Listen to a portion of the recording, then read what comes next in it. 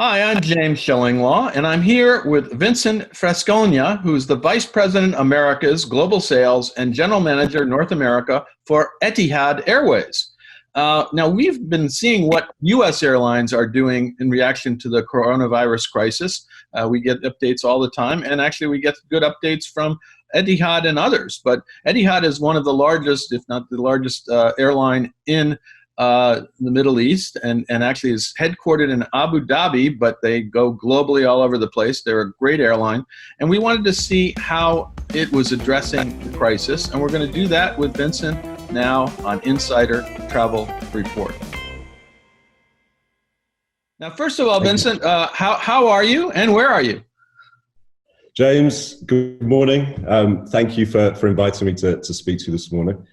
I'm doing well. My family are doing well all around the world, not just here in North America. I'm currently sat in Chicago, in Illinois. Not as great weather as you're probably having down in Florida, so a little bit jealous with that. However, we have had a few days of decent weather to try and let us at least outdoors and spend some time in the garden. No, that's great. And I know you told me you have family in the UK, and that's hard to do right now with the upcoming quarantine. It's going to be interesting. That's for sure. That's for sure. Now, how has Etihad handled the coronavirus crisis over the past few months? What have you been doing? So I think first off, James, let me just start off by saying everyone at Etihad definitely owes a considerable debt of gratitude to our guests and, of course, our trade partners over this time. They've demonstrated such patience, such resilience, fortitude, however you want to position it. It has been an awful time over the last 3 months. I think we need to be honest about that. We've been trying to handle things in the best way possible. And I think over the last couple of months, again, Etihad has demonstrated that we're ultimately here for our guests and for our trade partners to ensure that we're doing what's right now and that we're fully committed to working with everybody going forward when and hopefully when everything resumes and we see some semblance of normality with the operations. Mm-hmm. But I suppose in answer to your question, we've been really focused on operating where we can right now, from a cargo perspective, from a passenger perspective. So currently, we're using around 25 of our 787 Dreamliners, our 777-300 passenger aircraft, which are ultimately complementing our fleet of freighter aircraft on the cargo side. So they're providing special passenger and belly hold cargo services to certain points around the world. So operating cargo and supplementing it with passenger flying where possible. The majority of that we see has been going into Europe, from Abu Dhabi into Europe, into Asia, but we've operated a handful of services also into North America, Toronto, Washington, Chicago, and New York's JFK being the main airports.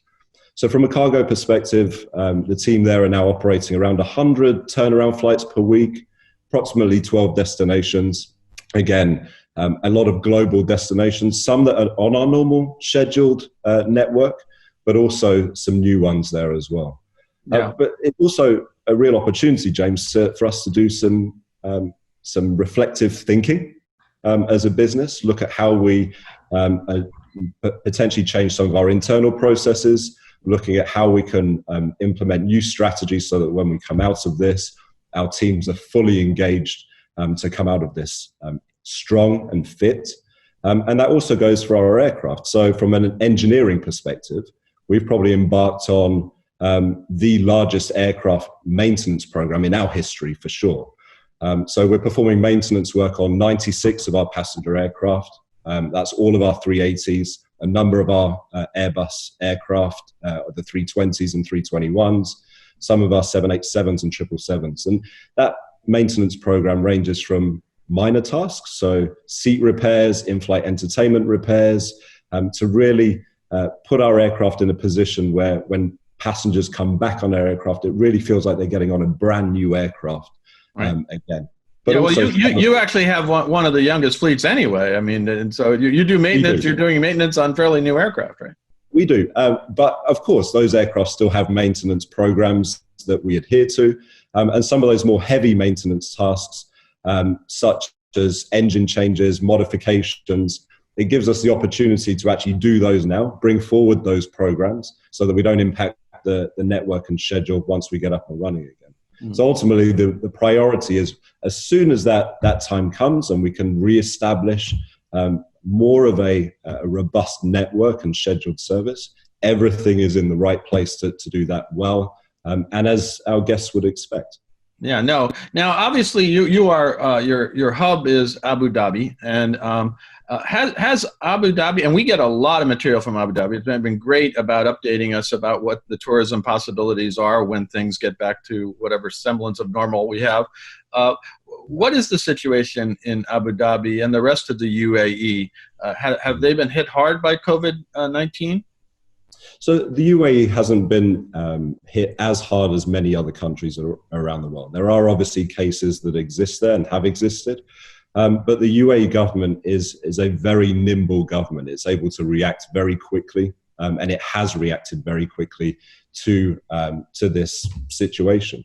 It's dealt with it swiftly, and specifically in Abu Dhabi, it has one of the world's leading testing facilities as well. So things continue to progress there. And as you mentioned, Abu Dhabi specifically, DCT, the Department of Culture and Tourism, have been very effective in communicating out to the rest of the world to highlight what is being done, what considerations are being made, what processes and procedures are being put in place, whether it's hotels, whether it's tourist destinations, whether it is conferencing facilities, but just to start to go out to the rest of the globe and say, guys, this is what we're doing. Start to build a level of confidence in the right way, in an authentic way, to, again, position Abu Dhabi at the front of the pack in terms of destinations when things rebound. No, yes, and clearly there's a lot of new attractions and things we've been hearing about forever, and it's definitely a place I would like to visit. I have not. I've been to to the neighbor in Dubai, obviously once or twice, but never to Abu Dhabi. You need to rectify that, James. Okay, we will do that when things emerge. Now, you mentioned all the routes that you've been sort of holding on to, and cargo purposes and other things and connectors. As we emerge from this, what's the plan going forward in terms of reinstating routes? Obviously, we're most interested in routes from the U.S. What's going to happen there? Look, back on the 25th of March, the total suspension of all of our passenger flights to and from the UAE took place, ultimately because of the restrictions that the UAE authorities put in, which still remain in effect. So over 80 of our routes were ultimately suspended. We are now working closely with not just the UAE authorities, but global governments, global authorities, to understand what potentially could we be doing? What does a future network look like?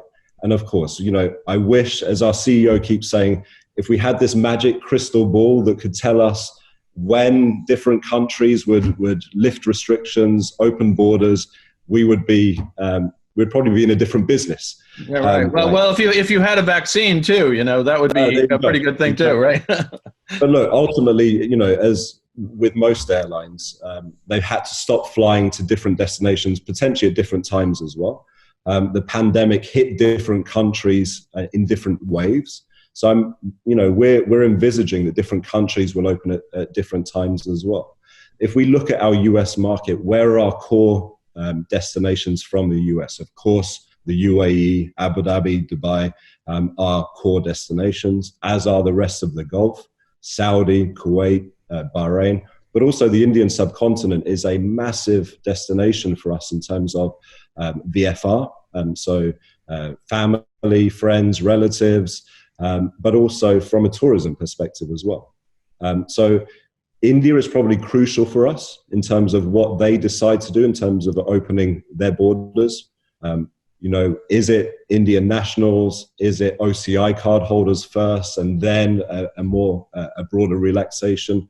I think we just need to wait and see it and adjust as those restrictions start to get lifted. Yeah, and obviously here in the U.S. market, there are a lot of Indians who would love to go back, and they live here, but they have family in India, and there's a lot of that traffic, I'm sure. Of course, of course. And, we are a pretty nimble airline. We can adjust as and when things happen very quickly. But I think the most important thing is ensuring that we have the right processes, procedures in place from a hygiene perspective to really ensure that when people are ready to travel and they are able to travel, that they also feel safe flying with Etihad to Abu Dhabi, but also to other destinations as well. Now, obviously, there's a lot of concern with health and safety issues, and everyone is instituting new health protocols to fight the coronavirus. What is Etihad doing in terms of the new cleaning, boarding, cabin service protocols that are being used for flights, and how are you trying to reassure passengers about their flight experience? Yeah, it's a really valid question, and one which is on everybody's minds right now. Of course, if I fly with you, how safe am I going to be? This week, in fact, we launched Etihad Wellness. So this is an expanded and more comprehensive health and hygiene program, and ultimately a customer guide for guests flying with us, with our airline. It builds on the stringent measures that we already have in place to deal with COVID-19.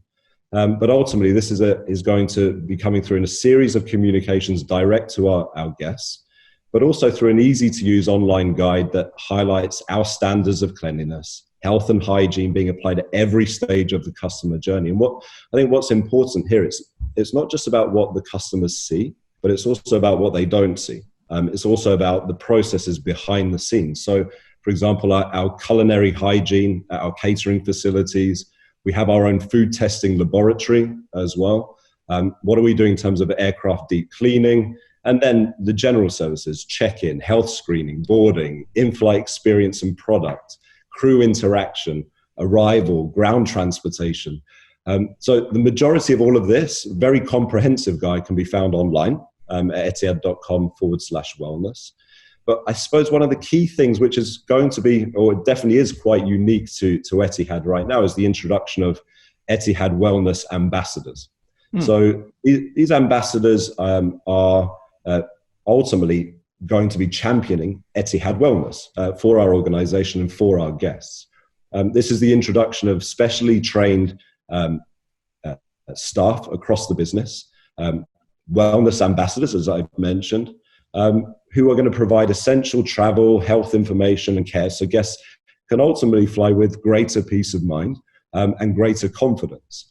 So this isn't just about on board, this is also in advance. So for customers who are sitting there thinking, I'm really nervous about flying right now, I have a flight booked with Etihad, or I'm thinking about booking with Etihad, how safe really are they? And what can I do to, what questions do I have that are pending? So for people needing more specific, personalized information, these skilled wellness ambassadors can be contacted 24/7. Right now by email, and their email address is wellness@etihad.ae. And they're a multilingual team dedicated purely to this process. And they're there to reassure customers by sharing advice on travel well-being, details of the health and sanitation measures and efforts that we have in place, and that will be in place and have been implemented throughout their journey. So over the coming weeks, we'll also be implementing these wellness ambassadors at Abu Dhabi Airport in partnership with Abu Dhabi Airport's company.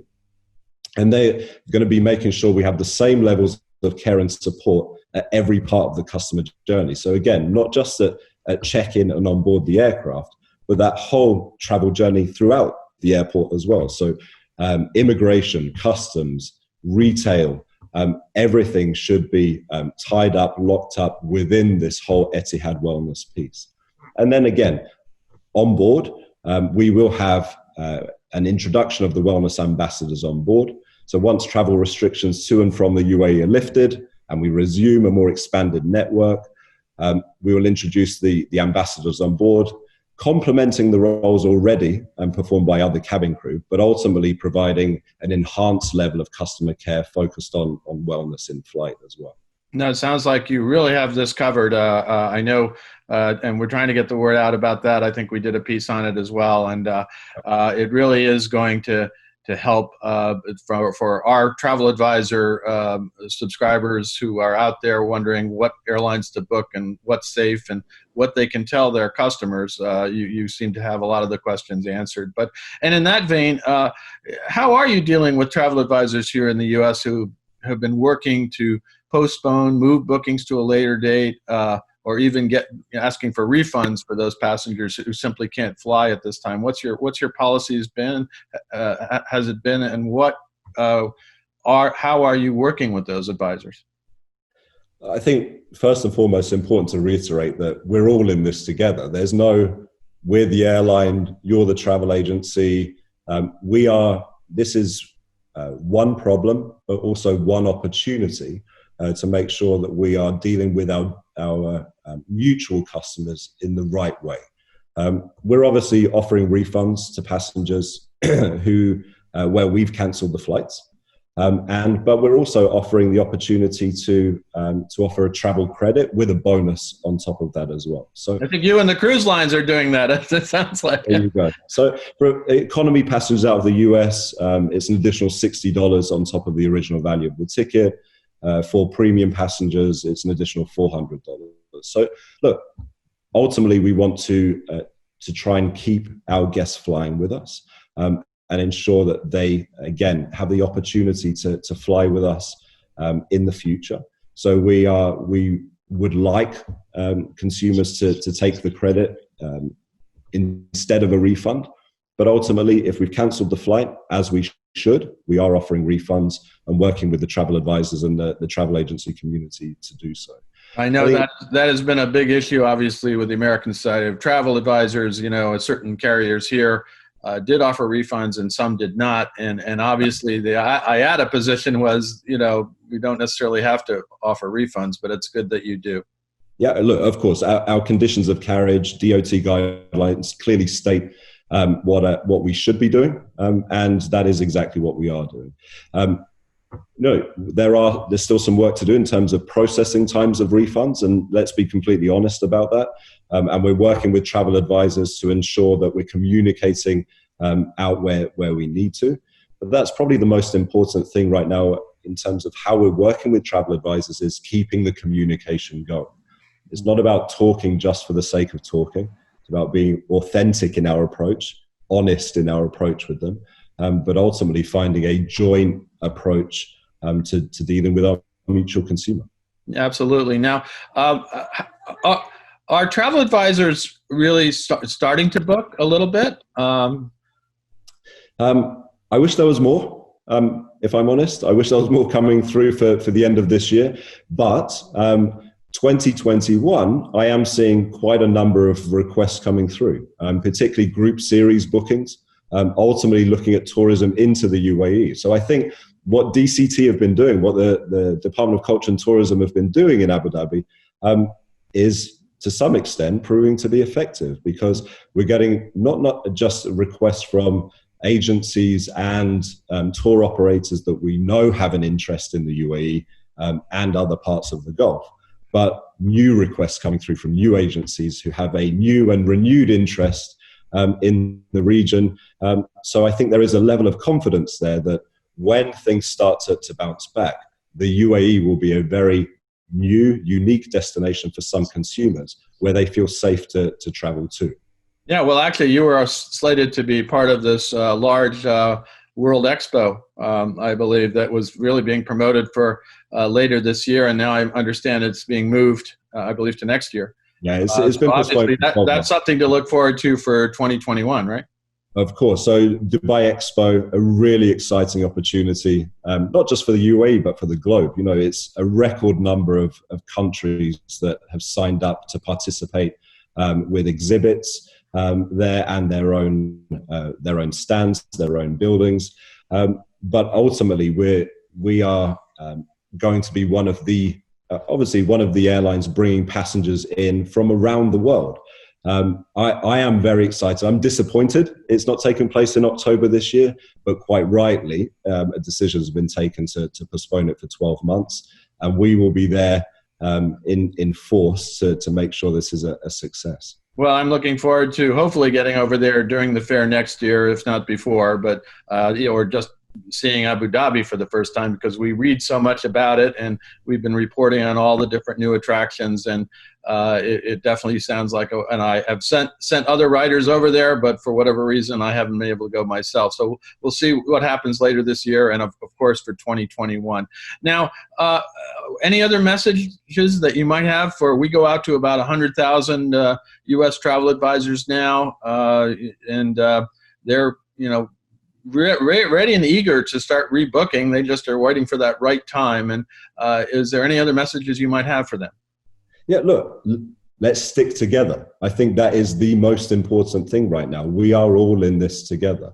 And however we rebound, however we bounce back, whatever the network looks like, whether it's VFR opportunities that bounce back first, and then tourism, and then corporate, whatever frame of mind people are in, we need to work together to really be authentic in our approach to the consumer, but also really do everything possible to put their minds at rest in the right way.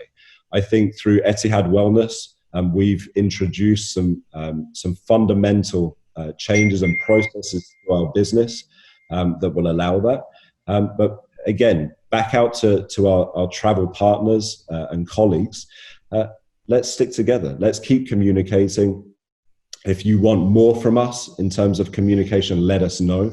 If you have ideas about how we potentially can be doing things as a business as well, feed that through your account management team, feed that through myself, and everything, every idea, every opportunity is definitely considered, especially as we're all in this together, James. Well, Vincent, thank you very much for taking the time to tell us what Etihad is doing during this crisis. And, we all hope it's a promising outlook in the future. And again, for Abu Dhabi, for me, has been a destination I'd like to get to for a while, and also to experience your service, which I've heard is wonderful. And I have sent writers, as I said before, so one of these days I'll get back on there. But I also want to hopefully see you in person at some point, as opposed to, we are getting tired of all these Zoom calls. It's a very useful system, although it doesn't always work, and they've just updated it again. So I'm like still having some challenges with the newest version, but it's going to be great to finally get out there and travel again. Like you, this is what I do, and not being able to do that is really been a loss this year, and hopefully we'll get back to it. Of course. Thank you, James. I'm James Shillinglaw, and this is Insider Travel Report.